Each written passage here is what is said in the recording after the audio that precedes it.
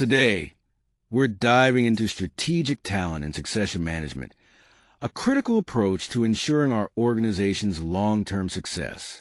This involves identifying our high-potential employees, creating tailored development plans to help them grow, and making sure we have a strong leadership pipeline in place for future.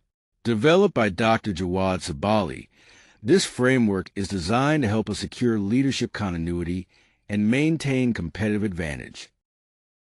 By the end of this training, you'll be able to clearly distinguish between high-potential employees and high performers, which is crucial for effective talent management.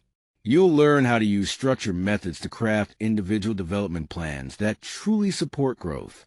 We'll also cover how to design a succession pipeline that ensures your organization is ready for both planned and unexpected leadership changes. Transparency and fairness in communicating talent decisions are key themes here. Additionally, you'll be equipped to align your talent strategy with your organization's long-term goals, use practical tools to assess readiness, and most importantly, take real steps to foster a culture of deliberate growth and leadership continuity at every level.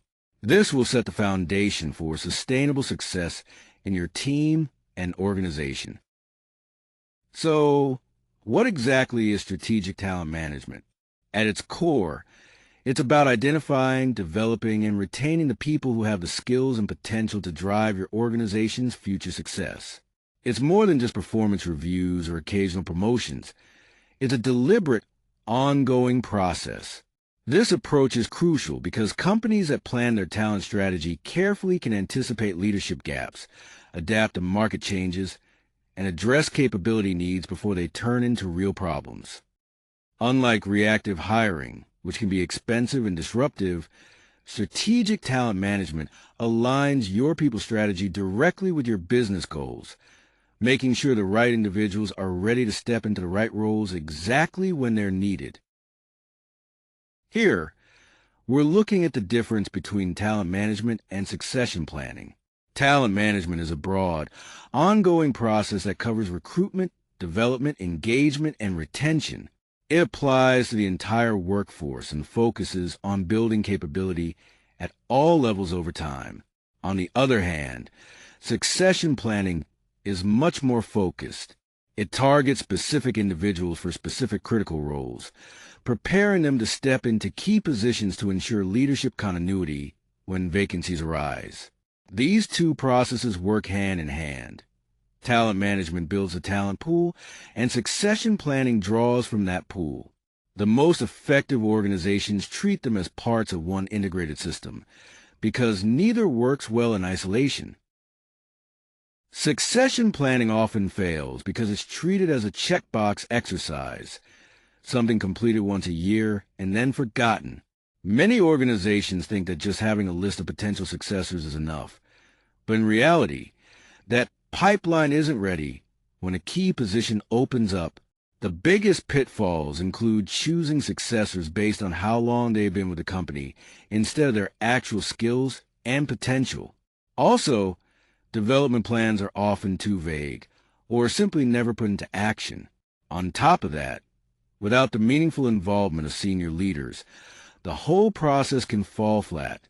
Succession planning has to be a dynamic, continuously reviewed effort, fully supported by leadership, rather than just an annual HR obligation.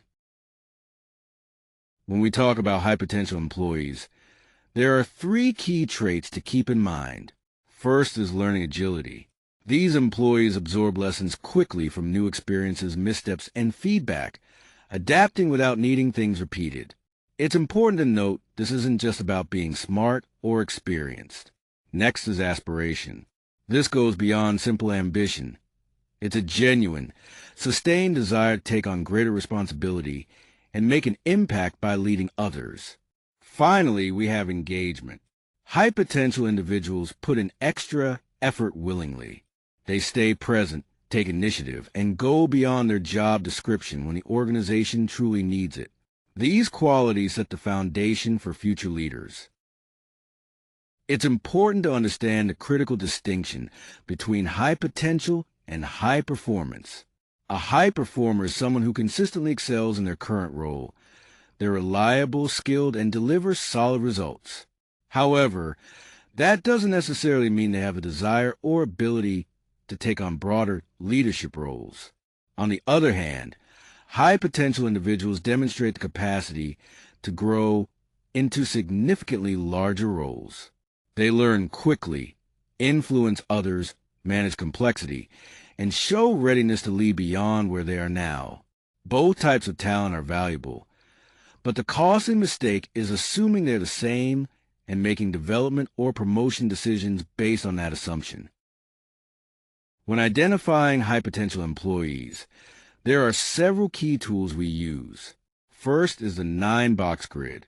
This visual tool plots employees based on their current performance and future potential, making talent discussions more objective and consistent across teams. It's most effective during structured talent review meetings with clear criteria.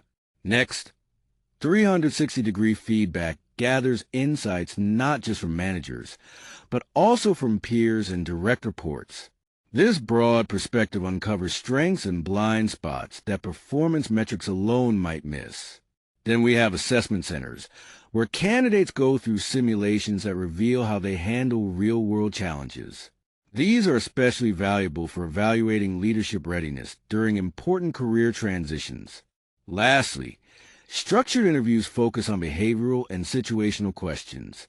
By examining how candidates have managed complex situations in the past, we gain a reliable indicator of how they'll perform in the future. Each of these tools brings unique value to building a strong talent pipeline. Here we're diving into the practical use of the 9-box grid. The key to making this tool effective is ensuring all managers calibrate using shared definitions. Without clear, agreed-upon criteria for what constitutes high potential, you'll find that different managers might place the same person in completely different boxes. So, before you start the discussion, make sure everyone is on the same page by defining these terms clearly. This alignment helps maintain consistency and fairness in the evaluation process. Calibration conversations are crucial for making talent reviews truly effective. The 9-box grid alone isn't enough. It depends entirely on the quality of the discussions around it.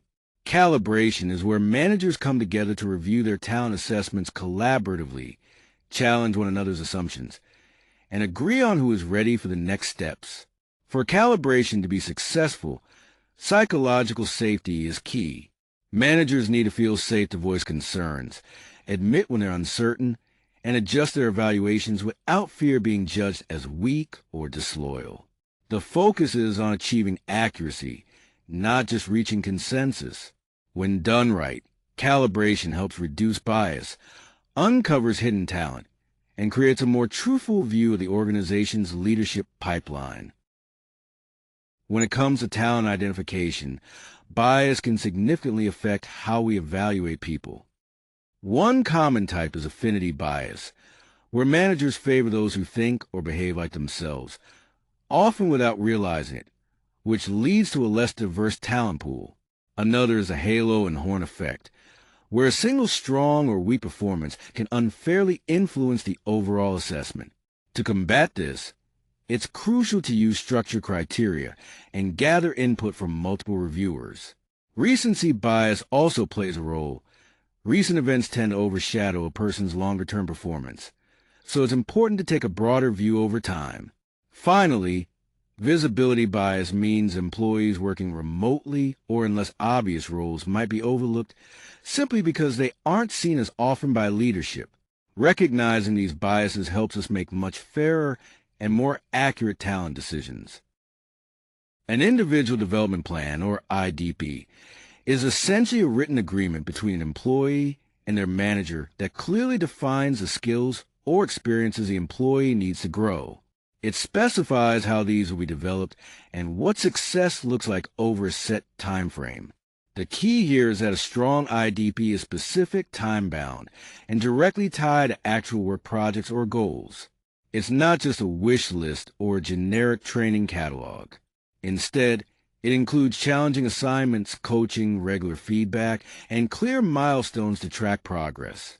What's most effective is that the best IDPs are co-created, meaning the employee takes an active role in shaping their own development plan, rather than having it decided for them. The 70-20-10 development model breaks down learning into three key components. 70% of development comes from on-the-job experience. This means taking on challenging assignments, new responsibilities, leading projects, and facing problems that push you beyond your current skills. This hands-on learning is where most growth happens. Next, 20% of learning comes from others.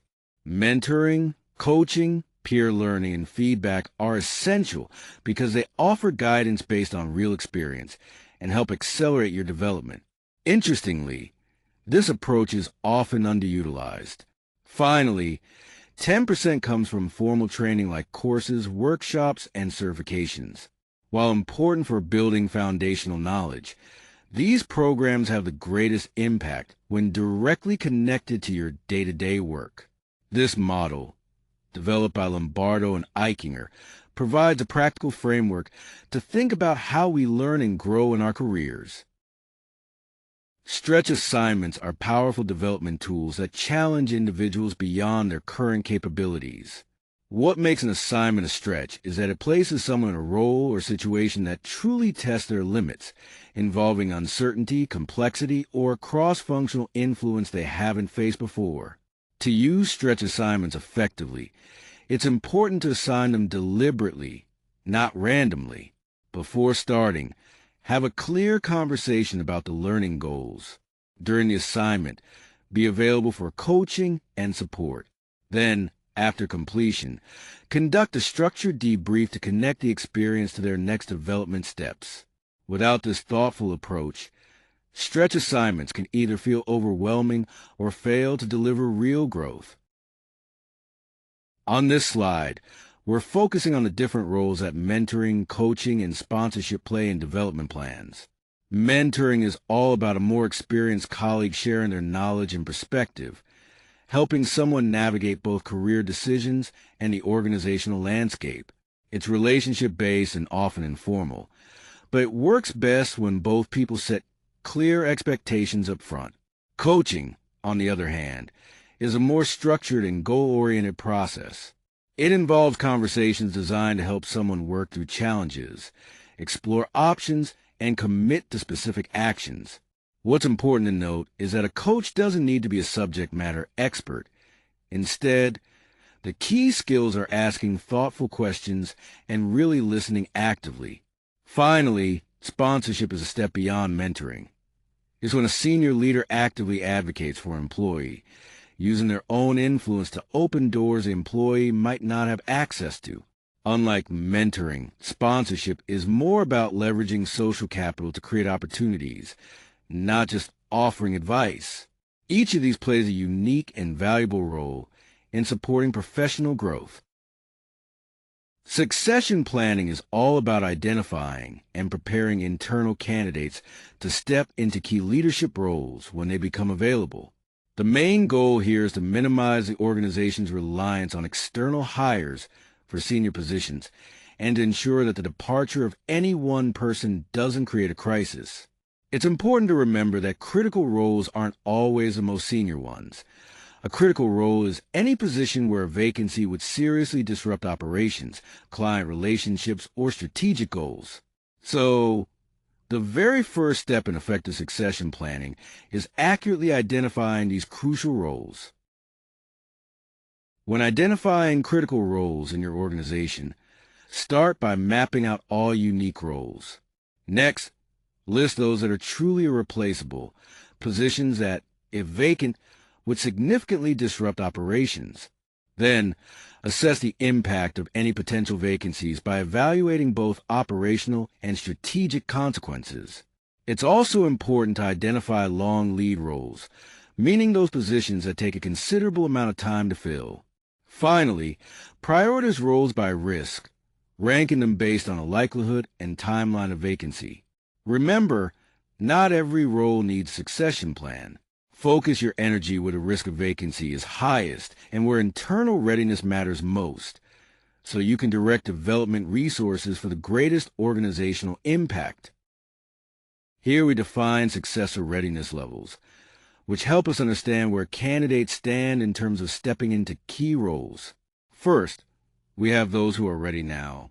These individuals can take on a role immediately with minimal transition support, having already proven they can deliver results at a similar level of complexity. Next, we have successors who are ready in 1 to 2 years. They possess the core capabilities but need development in specific areas. With a focused development plan that includes stretch assignments and coaching, they will be prepared within that time frame. Finally, there are those ready in 3 to 5 years. These individuals have strong long-term potential, but require ongoing development across multiple roles and experiences. They are important pipeline candidates, though not yet immediate successors. When we talk about building a succession pipeline, it's important to understand that it's not just about having one name ready for each critical role. Instead, a healthy succession pipeline involves multiple candidates at various levels of readiness. This tiered approach ensures that there are always people prepared to step up when needed.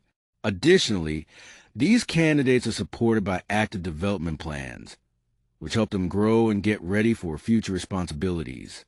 We also review this pipeline regularly throughout the year to keep it updated and effective.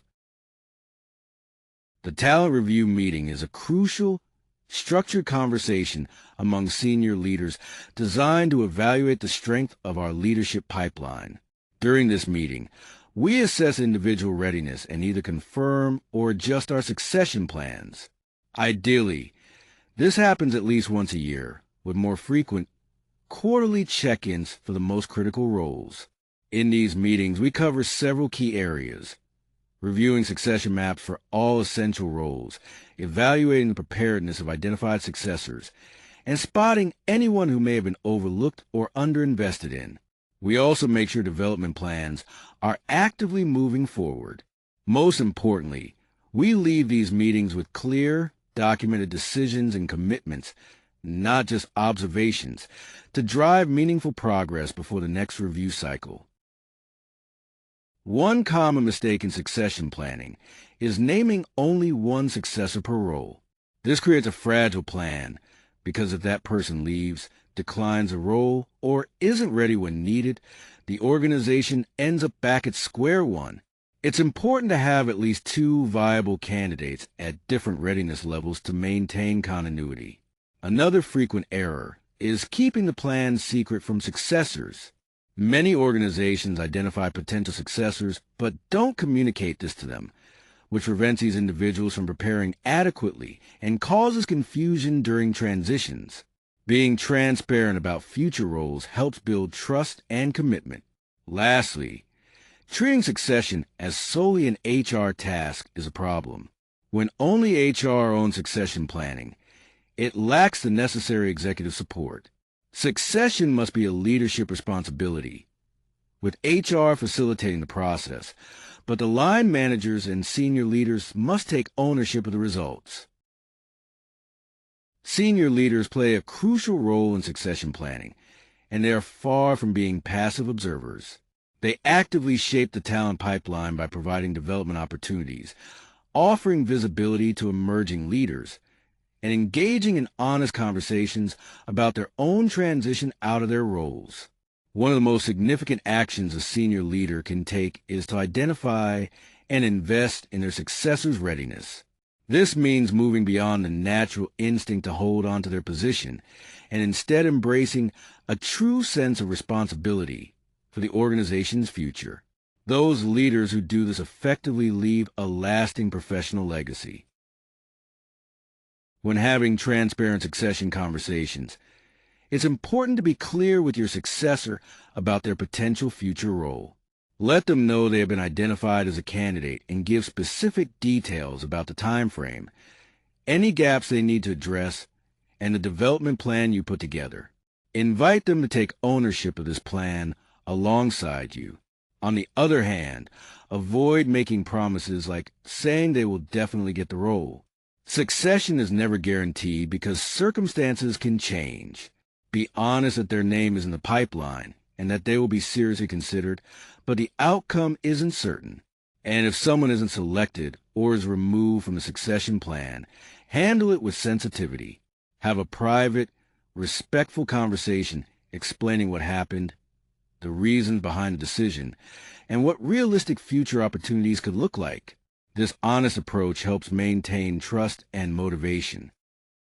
Diversity and inclusion in succession planning are critical because having a succession pipeline that reflects only one demographic profile is actually a risk, not a strength. When the pool of potential leaders is narrow, organizations miss out on capable candidates, which reduces their ability to adapt and limits a variety of perspectives at the leadership level. To address this, it's important to take deliberate action right from the identification stage. Regularly review your talent pool with the specific question in mind. Are there capable individuals from underrepresented groups who aren't in the pipeline? And if so, why not? The cause is often structural, not related to capability, and this can be fixed through intentional process design. Emergency succession is all about planning for the unplanned. It focuses on sudden departures, whether due to illness, resignation, or other unexpected events. The key here is that for every critical role, there should be a named individual ready to step in immediately on an interim basis, even if just for a short time. To be prepared, it's essential to keep role transition documents up to date. These documents include key contacts, active decisions, pending commitments, and all critical information an interim replacement will need on day one. Reviewing these documents at least twice a year ensures nothing is overlooked. Finally, communicating clearly during a transition is crucial. A well-defined internal and external communication plan helps reduce disruption. When everyone knows exactly who's in charge, it saves the organization time, energy, and protects its credibility with clients and colleagues. When we talk about succession planning, one critical element is knowledge transfer. This ensures that the valuable institutional knowledge a leader holds doesn't walk out the door with them. After the transition, a post-transition review helps us evaluate how well the handover went and identify any gaps. A structured handover process is essential to organize this transfer effectively. Most importantly, capturing that knowledge proactively before the leader leaves gives the incoming leader a significant head start and safeguards the continuity of our operations. Aligning talent strategy with organizational strategy starts with understanding the business direction. Before we identify which roles are critical or who the high potential individuals are, we need to ask where the organization is heading over the next 3 to 5 years. The talent strategy must reflect that future direction, not yesterday's organizational chart. Translating strategy into capability requirements is essential.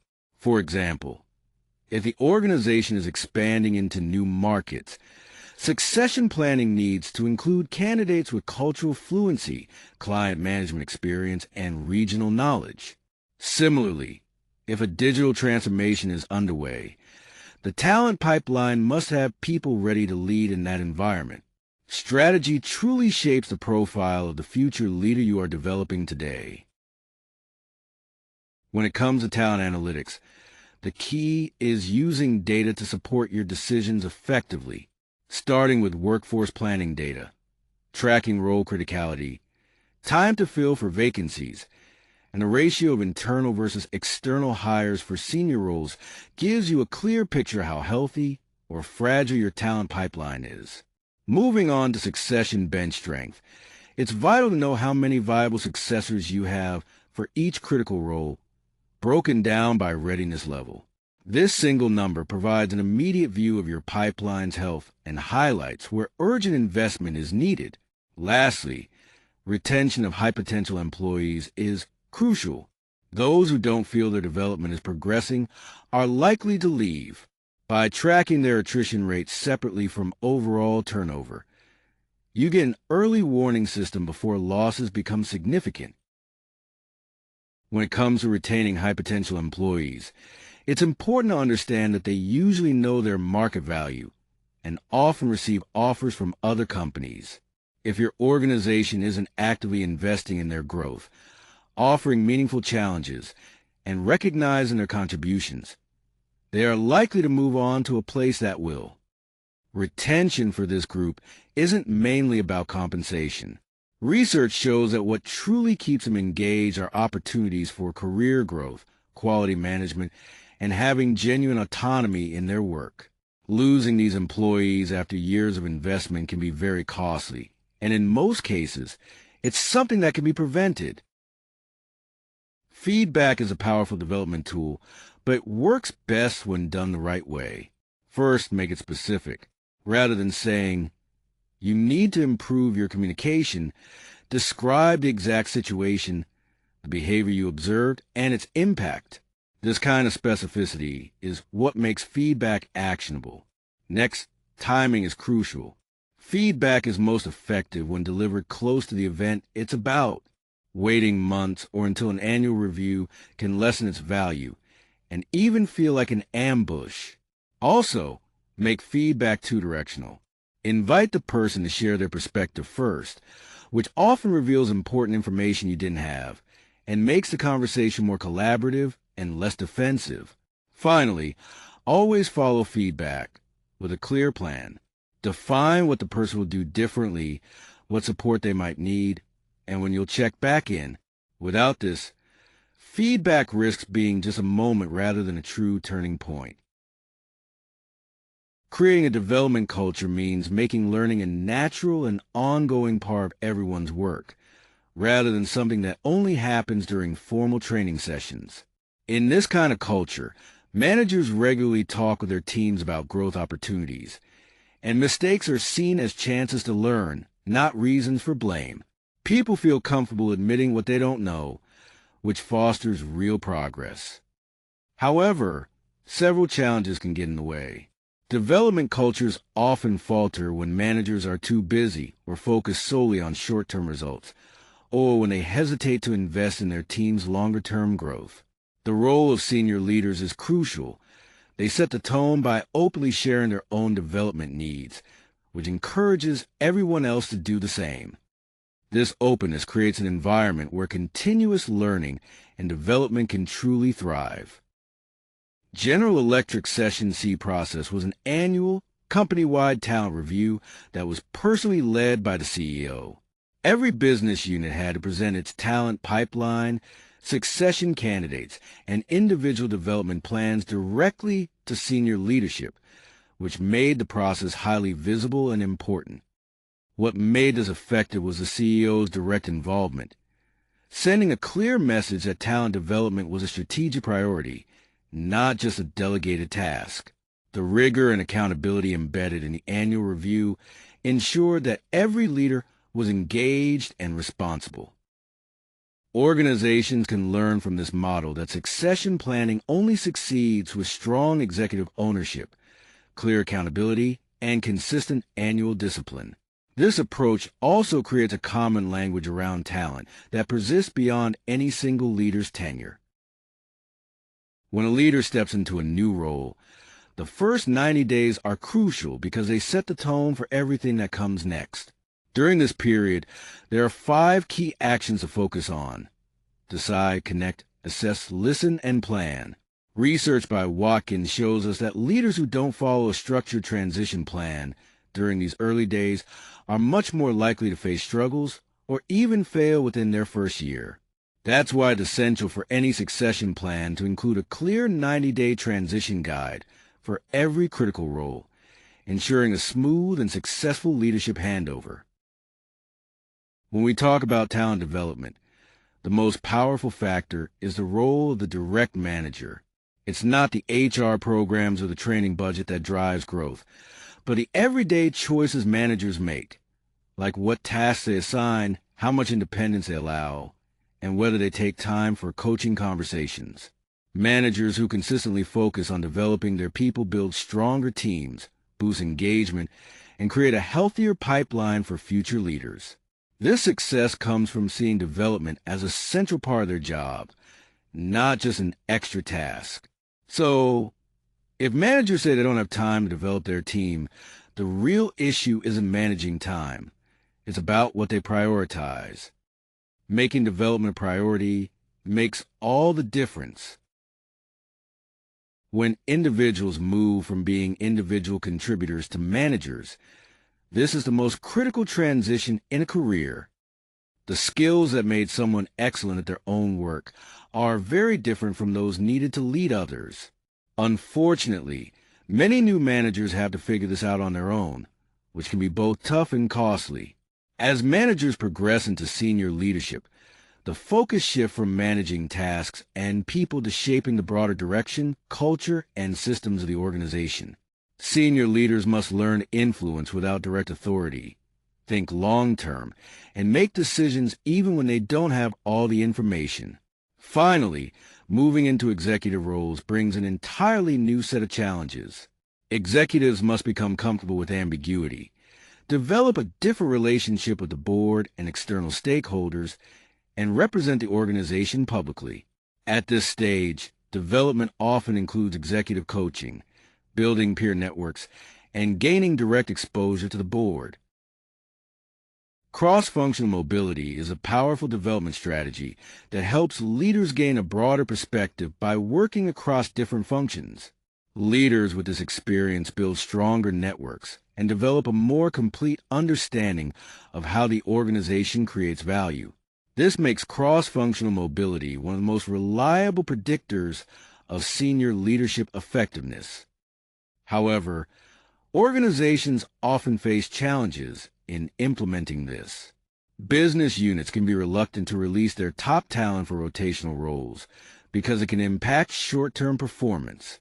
This tension means senior leaders must actively promote the long-term benefits and sometimes even mandate mobility for high-potential individuals. Without this support, valuable talent may remain stuck in one function, limiting their growth and the organization's leadership pipeline. When it comes to reviewing and updating succession plans, there are 3 key checkpoints to keep in mind. First, on a quarterly basis, we review the development progress of all successors who are expected to be ready in 1 to 2 years. This is also the time to confirm any changes to critical role requirements or shifts in organizational direction, and update the plan for any departures or new hires. Second, annually, we conduct a comprehensive talent review meeting. Here, we reassess readiness ratings for all successors, review the list of critical roles, and ensure development plans are active and yielding results. We also prepare reports for the board when appropriate. Finally, at major transitions, such as a significant change in business direction, leadership, or structure, we immediately review the succession plans for impacted roles. Events like mergers, acquisitions, or strategic pivots can quickly make existing plans outdated, so timely revision is crucial. Boards today play a crucial role in CEO and senior executive succession planning, which is absolutely appropriate. The departure of a chief executive without a credible internal successor can be one of the most disruptive events an organization faces. Yet it is also one of the most foreseeable. Best practice calls for the board to maintain an active view of the leadership pipeline, at least 2 levels below the CEO. This means knowing who is being developed for future executive roles, understanding their development plans, and having an emergency succession plan for every critical executive position. Importantly, this governance oversight should be formalized and integrated into the board's annual work calendar to ensure ongoing readiness. When integrating succession planning with performance management, the first step is to set clear goals. These goals should cover both delivery objectives and development objectives because an individual can only build capability if specific development targets are part of their performance plan. Next, during mid-year and end-of-year reviews, it's important to address both performance delivery and development progress together. They should be part of the same conversation, not separate ones. After each performance cycle, update the succession plan by revising readiness ratings based on actual changes, such as completion of major assignments or strong feedback. Finally, development is a continuous process, so new development goals should be agreed on and documented after each review to ensure ongoing growth and capability building each year. When measuring the effectiveness of your succession program, there are 3 key metrics to focus on.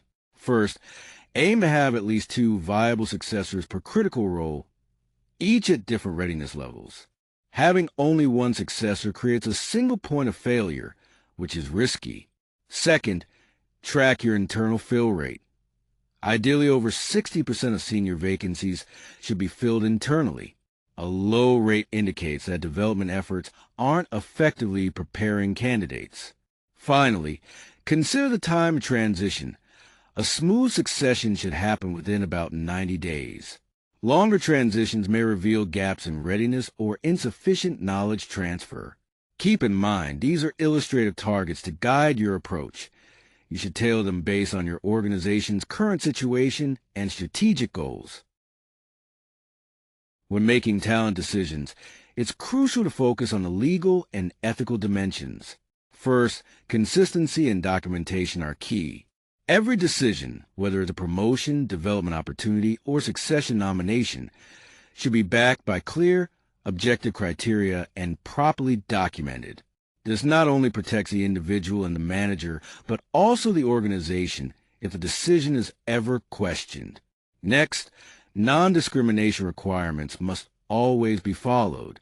Talent identification and succession decisions need to comply with employment laws in your jurisdiction, ensuring no bias based on gender, age, nationality, disability, or any protected characteristic.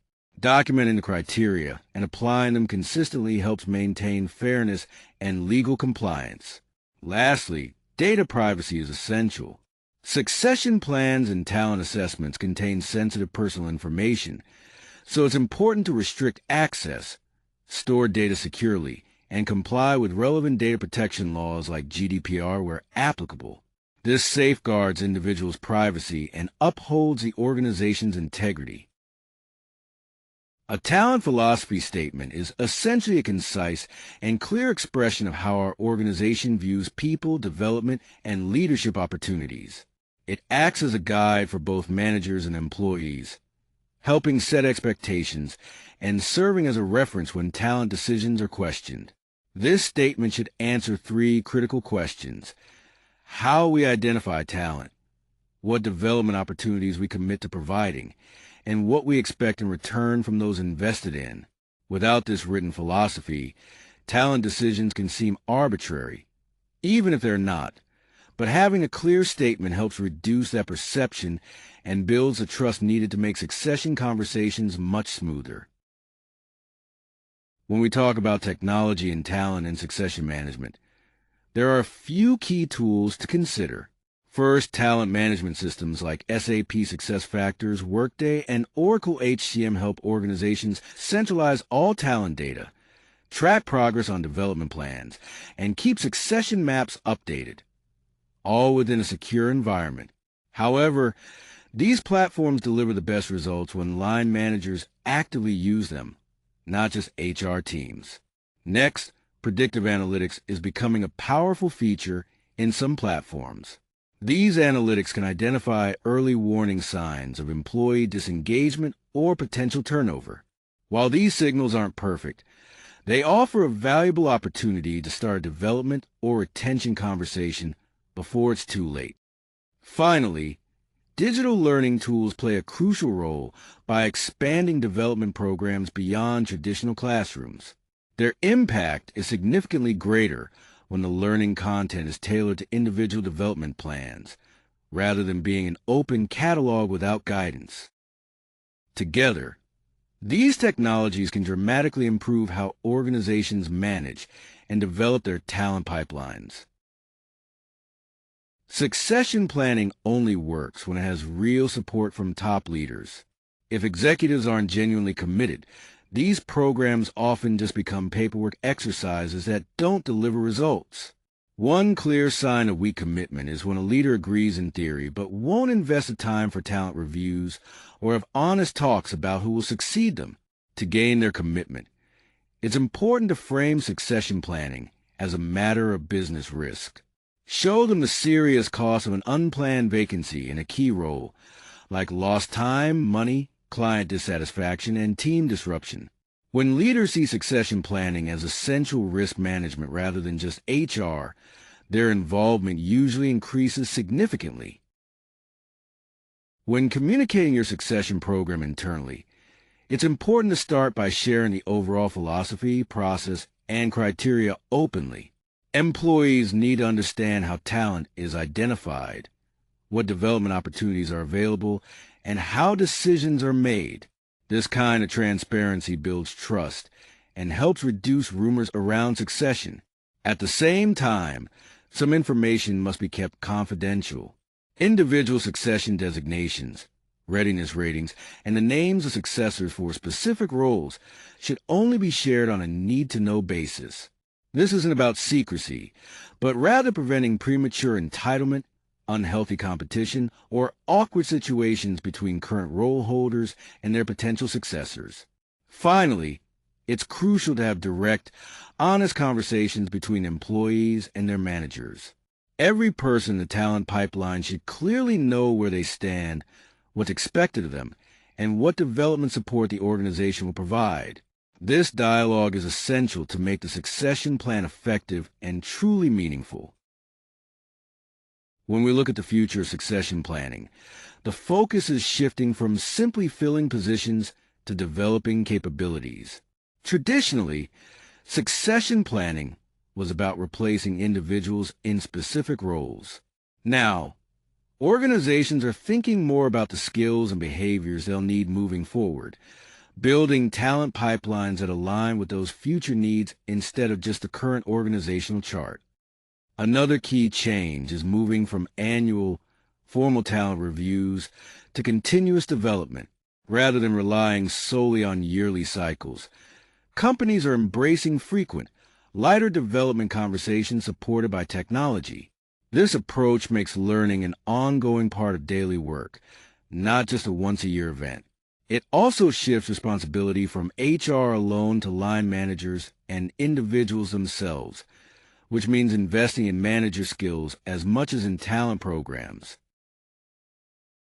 To wrap up, let's review the key takeaways from this training. First, it's crucial to distinguish between high performance and high potential.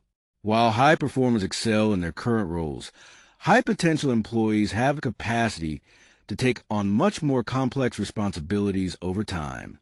Both groups are valuable but require different approaches in management and investment. Second, development plans need to be specific, active, and co-owned by both managers and employees. They should focus on real, actionable steps and be regularly reviewed and updated. Third, when planning succession, aim to build a pipeline, not just a list of names.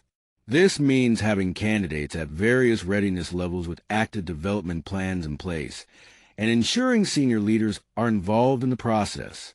Finally, transparency and fairness are the foundations of successful talent management.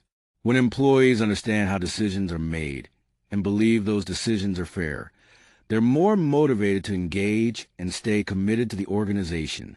These principles will help us manage talent more effectively and build a stronger future. Thank you for joining this training and investing your valuable time. As Harvey S. Firestone wisely said, the growth and development of people is the highest calling of leadership. Managing talent and succession isn't just a task. It's a responsibility that will shape the future of your organization long after any one leader has moved on. We hope you're leaving with practical ideas you can put into action right away and a deeper understanding of how to build something truly lasting.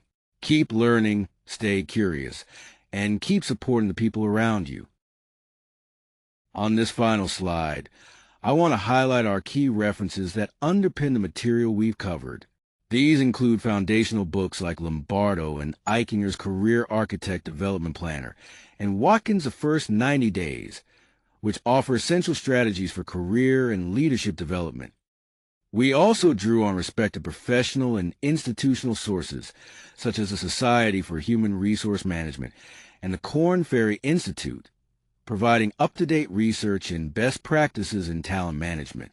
Lastly, I want to mention that while some practitioner materials specific to internal GE sessions aren't publicly accessible, we've ensured transparency by citing publicly available secondary sources where possible, with no fabricated identifiers in this list.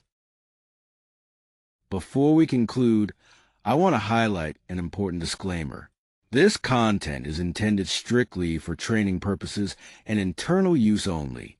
While we made every effort to ensure accuracy, please use this material with caution, as errors might exist. It's essential to apply your own professional judgment when using any of the strategies or techniques discussed. This presentation is not a substitute for specialized legal or professional advice. So for complex issues, consulting qualified experts is always recommended.